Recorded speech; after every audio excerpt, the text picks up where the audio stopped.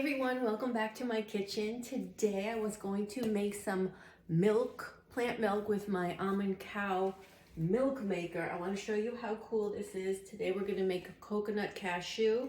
So I'm going to pour in my cashews, coconut shreds, some dates for sweetness. They're all chopped up. Oh, there was one on the floor. Pinch of salt in here. And a little splash of vanilla. And this is so awesome. Actually, I'm gonna put that in here. Ooh, my splash of vanilla. Okay, so watch this. We are going to blend it up now. I put this on here, and then we're gonna blend the water in. There's a line in there to tell you where to fill it up to.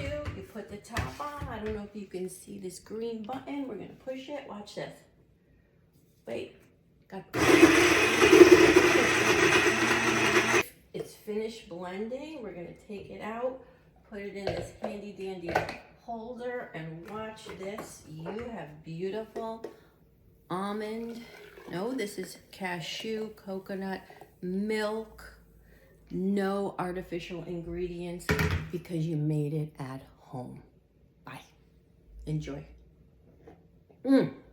I'm gonna make a smoothie with that right now.